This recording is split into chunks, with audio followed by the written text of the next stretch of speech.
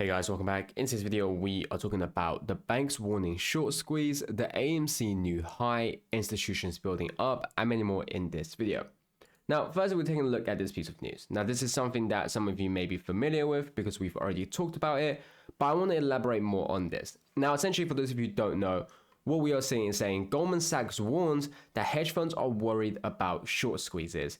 Hedge funds worry that elevated single stock volume increases the likelihood of short squeezes, and referring to, of course, GME, and obviously we know with AMC as well. Now, we talked briefly about this in our previous video, but I want to go more in depth into it.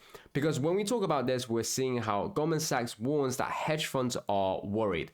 First, we have to understand the people who are involved with AMC and GME are not just hedge funds, but even Goldman Sachs themselves. We often see a Goldman Sachs spoofing AMC, and we saw them take up short positions and try to obviously hedge it by longing AMC as well. But we understand that actually they will also be affected with AMC, with the price of it going up. Now, it's a surprise when you take a look at the uninsured deposits. You can see Goldman Sachs reported 171 billion of uninsured deposits as of December 31st, 2024. Let's recall that uninsured deposits are a risk to banks and pose a serious risk to their financial stability and viability. Now, we have to understand is that banks aren't in a good position right now. They are at a very, very unstable time in their whole kind of timeline right now because of everything that is going on. And then going back to what we talked about at the start, you have to also understand that banks like Goldman Sachs and of course others as well, like Bank of America, like Citi, they're tied very closely with the hedge funds. The reason for this is because banks lend out money to hedge funds, the hedge funds take their positions, and if the hedge funds fail on their positions, get margin called in a position and lose all of their money, then that means the money that these banks have lent out are obviously all gone, and they will also default as of such. And you have to understand they are right now in a bit where they are uninsured, and is that unlike insured depositors, uninsured depositors stand to lose a part of the deposit if the bank fails, potentially giving them incentives to run. If uninsured deposit withdrawals cause even small fire sales, substantially more banks are at risk. So what they are afraid right now is essentially everything crumbling down. We just talked about, obviously, the ties with banks and hedge funds, and it's also about understanding how in other aspects right now, they also have liquidity potentially getting sucked out. We're obviously talking about the uninsured deposits being withdrawn, and along with the loans that they can't recall, that they can't get back from the shorts. And so this is why at times like this, you can see, for those wondering about holding, let's see the previous all-time high eclipse first, and see just how high AMC can go. Remember, the short sellers have unlimited liability, infinity squeeze losses. Let's hold to test the upper limits of retail ape infinity. Because of what we just talked about, we have to understand, and this is something that I've always iterated, is in terms of the fact that we have the ability to, of course, put the price up at whatever we want. One of the biggest reasons for why shorts are afraid of the short squeeze, why they are afraid of the MOAS, is because they know they won't be able to buy AMC shares at cheap. They understand that the apes have already bought up the billions of synthetics that they've created for very, very cheap, but we aren't obviously willing to sell it for cheap. No one's willing to sell their shares at $10. No one's willing to sell their shares at $100. Of course, you have your own price, and that's up for you to decide. But when you take a look at what the overall consensus is that we have an understanding everyone is not willing to sell cheap, and they want to sell high. And you can see here, AMC all-time high was $726. So it seems to everyone that anything that's below this price is obviously not worth what AMC should be. And even when we do see AMC go to 1,000, I do believe that obviously people want it to be at even higher. So we know this, the shorts know this, and that's why they are afraid. And that's why the price can go up even higher, because we have the ability to set the price.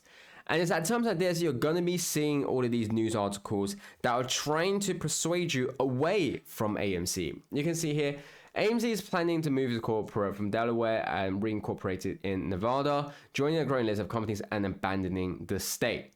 Now, they've obviously made this sound very, very dooming, but you can see they don't know the difference between AMC Networks and AMC Theaters. AMC Network is the one moving to Nevada. And so this is what we're going to be seeing. Now, this is, of course, what I think that are very, very light news. They will very likely be releasing a bunch of FUD, whether it's, very, very light news or whether it's very deep news, in order for one thing, to create an incentive for people to stay away or get away from AMC. One of the biggest things we've always seen is how they're trying to say that you shouldn't buy AMC. And if you have bought AMC and you do own AMC shares, you should sell your AMC. That's always what they've wanted. And then obviously we've said is that if they aren't afraid of AMC, if they aren't trapped in this, if they don't have billions of shorts to cover, why would they care about what stocks you buy? Because why do they care about AMC so much over all of these other thousands and thousands of stocks out there, in America? And that's because they are trapped in AMC and GME. Now, as always, none of this is ever financial advice, so do take a second or so, make sure to do your own due diligence and research. But I'm just stating the fact that my opinion is they are obviously worried about what's to come, and that's why they're trying to get everyone to sell. When you take a look at the fundamentals of AMC, you obviously understand that we are in a very, very good place. We've already talked about in terms of the Minecraft movie that was released this year. And obviously we are doing very, very well, and we will continue to do so because that's what the box office is showing, and that's what the box office is projected. And we know that if the box office is doing well, so will AMC. One of the things we've seen from AMC is that they've made their business structures more efficient, meaning that they can make more money even with the same amount of box office. But not only that, they have also upgraded their theaters to the fact they're attracting even more attendances. And so all of this is just really indicating one thing: AMC having good fundamentals. That's extremely important in a time where the market is extremely shaky and volatile and unstable. And that's why we have to look out for that. You can also see how banks are involved. You can see, well, that's a full-blown Morgan Stanley leverage board lighting up across the EU desk. Turbo loans, mini longs, even the forex factors sitting at 18 and 18.8, all tied to GME. And that 43 turbo call, that's not a hedge, that's a moon ticket. This isn't retail, this is institutional product structuring, big leverage, perpetual exposure, and total risk appetite showing. Translation, they're not playing defense anymore, they're positioning for something explosive. Now, when you take a look at what's been happening recently, what you will see is institutions have been buying up AMC and institutions have been buying up GME. When you take a look at the buy volume, everything has been increasing. When you take a look at the calls for GME, the call premiums are going up drastically, showing people are buying. We've also seen that potentially Roaring Kitty is obviously returning, as we talked about the Roaring Kitty buying style with the blocks of 5,000. But again, that isn't confirmed. But what we do know is that institutions are increasing. And so there's obviously a reason to that. We just talked about the fundamentals. We talked about, what in terms of the FUD news. We talked about how high AMC can go. We talked about how banks are worried. We talked about, how banks are warning about the short squeezes, and the hedge funds are also scared as well. So these are obviously reasons, and these are the fundamental reasons you can look at. When you take a look at the technical reasons, you can see AMC is currently forming a falling wedge, accompanied by 3 bullish divergences on the MACD, RSI, and velocity indicators. If the resets level at 260 holds and a new low is informed, there's a strong potential for a breakout to the upside. We can also see AMC will go flat and dead to massive gains with days, and you can in terms of retesting MA and still on the breakout despite price. And so this is what we talked about with the technical analysis and the fundamental analysis are all pointing one way for AMC, is that it's going to explode.